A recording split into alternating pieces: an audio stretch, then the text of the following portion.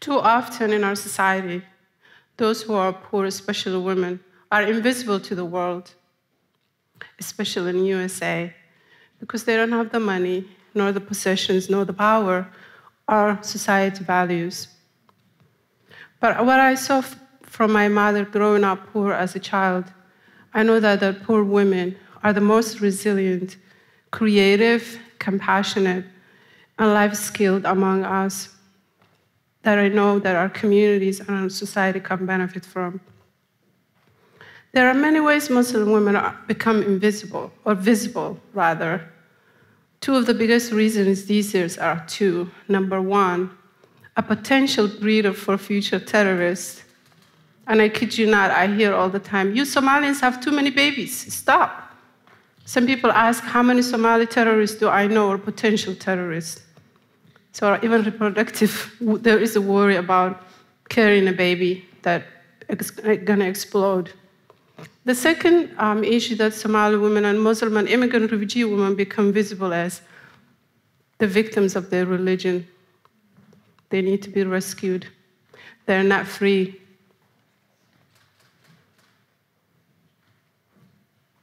What I wanted to start with, I want to ask you, how poor are you? Really.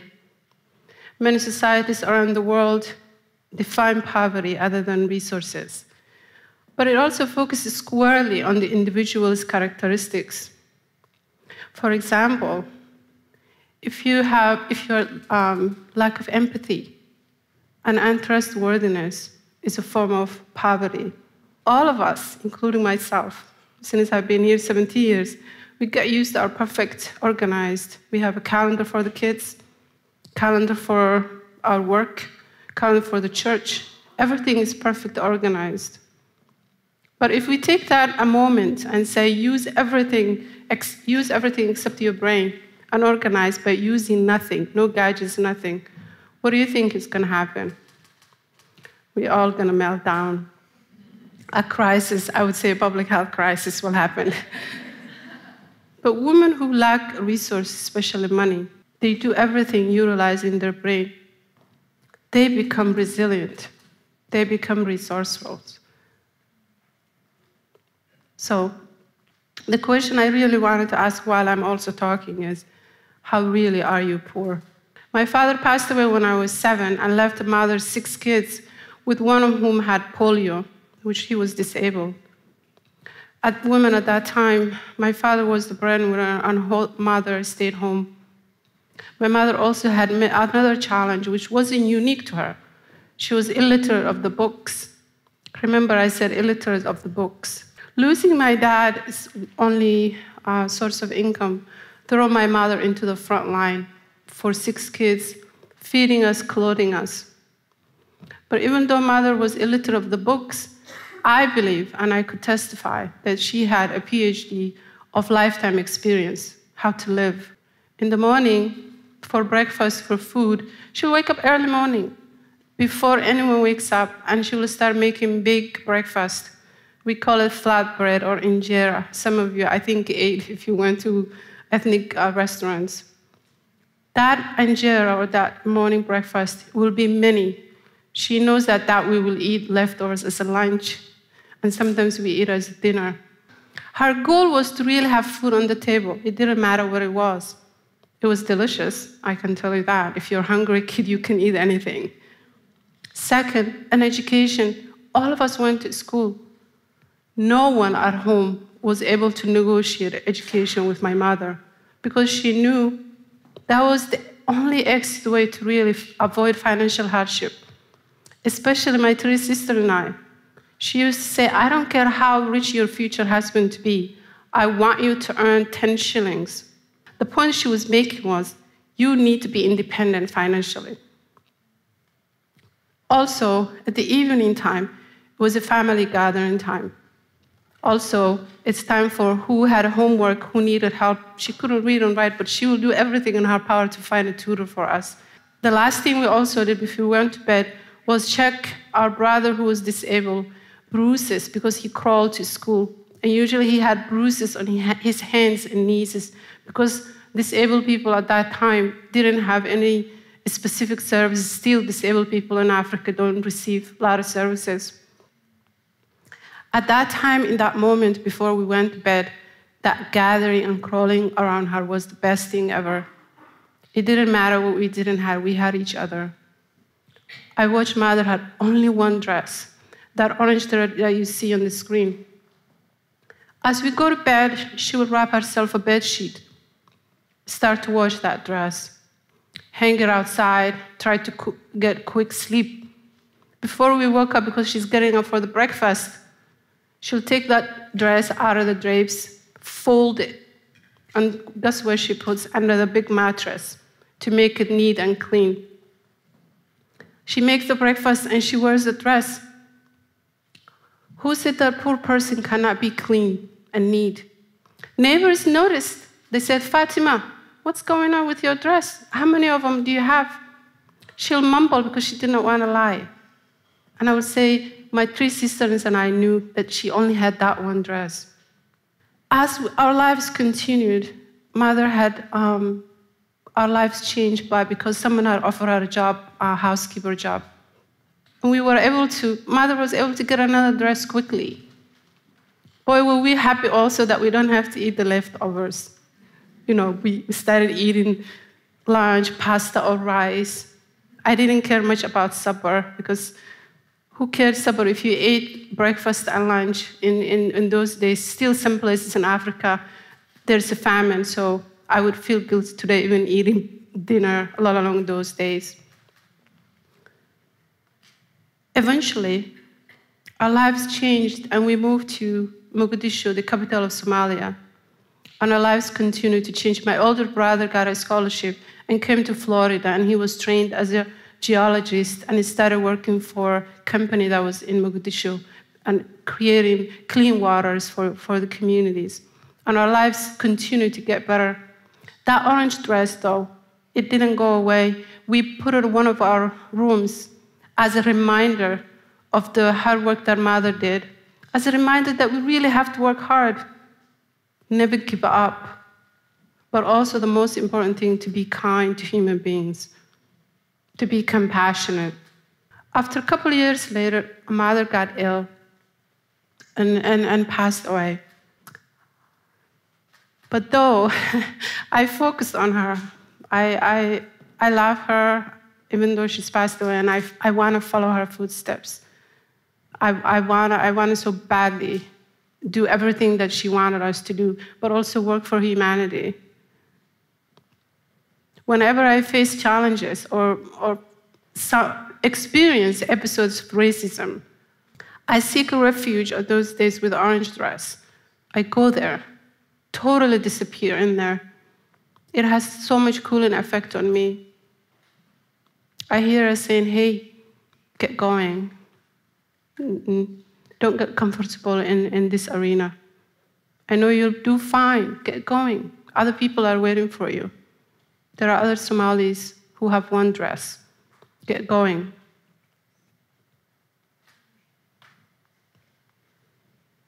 Her values that she left for us. In Somali, she used to say, Biyo sa'abadada logdarka. In English, it means to quench thirst, you must use your own palms. In other words, if you want to drink water, you cannot drink someone else's hands. You will never get satisfaction from that because you won't be able to get need from the water you need. I didn't know America then. I didn't know what America's values was then. That was my mom's. That was Somali value. That was African value. So, what do you see here? What is your first reaction? I show some of my friends, the first thing they see is what's missing around her. The life that she's in, the shack, the house, the clothes she's wearing, the dying or the dead infant that is laying on the near beside her. It's a fact that Somalia has one of the highest maternal infant mortality rate. So 1 in 4 children doesn't even reach 1 year. 1 in 9 women die in labor. It has nothing to do with religion. It has to do everything with the circumstances that women face. But what I see, though, I see determination. I see women who face challenges that wasn't by her doing. I see determination, I see compassion, I see a concern. I see a survivor. I see a woman who's saying, if I had opportunities, if she was educated when she was a girl, and she was earning income, she wasn't be the victim of war. We gave so much money into supporting women like this, but we never ask, what do you want? We want to feed them, clothe them, do something, prepare prepackaged ideas and solutions. And here's like, wham, do it, take it. We care about you, we love you. But never asking, what is it that she wants to do? Because we so feel compelled to help and do some things. So the problem is that women are still struggling in poverty in everything. It's really we're looking out to fix something. It's a deficit-based approach. And so when I found this quote from Toji Kole, that the white savior supports brutal policies in the morning, funds charities in the afternoon, and receives awards in the evening. The white savior industrial complex is not our justice. It's not about justice. It's about having big emotional experience that validates privilege. I thought I died and went to heaven when I saw this quote, because if I tried to explain to you, it would have taken maybe an hour. But he summarized it so well. A lot of people get offended when these things happen, and you tell you're giving so much, but nothing is happening. Here in Minnesota, we have the highest inequality of Native and African American women. Yet we pay so much money. Where is that going? You're trying to fix and make everyone white. You're trying to make everybody look like you. So it's the other way around. I want to tell you two stories quickly from the Somali community in Minnesota and even Europe. Number one is the female genital cutting, AKA female genital mutilation. According to the World Health Organization, 200 million women and girls have been already cut they're living in, right? But you hear the media even talk about those 200 women's vaginas without, yes, I said, yeah, you heard that, without their experience or their values or who talked to them. Latest argument that I heard was argument between Bill Maher and Professor Raza Asla, where Bill was saying it's Islam's cause that oppressing women's sexuality. And Professor Raza Asla was saying, no, it's not. In fact, 80% of the countries that practice female genital cutting are Christians. But it doesn't matter, though, what religion you are. It matters to me because we've been asked, this is the Islam thing doing. Nobody talks to us, but everybody talks about us. So usually what do? I say, it's none of your damn business, right? But not so fast. I won't let you have the hook anymore. I want to tell you how it makes us feel, the word mutilation. It tells me and the 200 million women around the world and girls that our bodies disgust. There's something wrong with us. It makes us feel awful. Imagine if you are a provider. Imagine if you are a friend who's a psychiatrist, who's a social worker. Imagine you're a classmate. You feel that way about my body. How on earth am I going to trust you? How? My community here, women who have gone through, not only the Somalis, but other Africans, have the lowest preventative care access. We're losing infants due to lack of cultural understanding because no women, despite of all the health education we do, will not go to when they feel their providers feel disgusted by what they're doing. So what can you spend your time? Get off your heels. It's not about you. What you feel, it's up to you. You're just making us feel bad. You're not helping. You're destroying us. Some of us live on sexual feelings on early age. We don't talk about our sexual needs. We are kind of isolated. What can you do? You're so smart. Try to figure out ways to do rejuvenation practices to help women feel sexuality, or whatever you call it. How about we do reconstructive surgery in reconstructing women that have, young girls that have already gone through female genital cutting? How about you spend your time listening, less judgment? How about that? Could it be better that we could save so much of death and so much depression and so much social isolation? The second thing is about hijab. Every day I hear people saying, hey, Fartun, now you're in Minnesota. You're American. Get rid of your scarf. And I would say, what is that got to do with me being me in America, in the United States? Because your men are oppressing you to wear the hijab. There's this woman that she lives in one of the wealthier districts that I wouldn't mention because she'll be mad at me. She'll know. That says, look, Fartun, I met this woman the other day. She's wearing all these big things because she doesn't know the word to use, the abaya or the hijab she's wearing. And I would say, oh my God, what she's going to tell me now. Oh, this woman has so many kids. Kids were screaming. It was 78 degrees. It was so hot. I don't know how she manages wearing this awful-looking dress. Doesn't she know that now she's in America, she can remove that? And my temperature is, if I were the calmest person at that time, my temperature goes into, my body goes into shock. And I'm trying to just say, take a deep breath.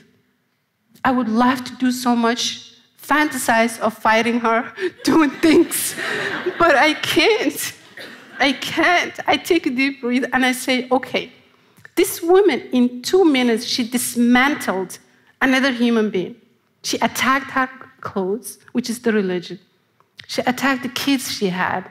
Negative, negative, negative, negative. I would switch that into positive and say, that mother was told, she's telling her kids, drink water from your hands.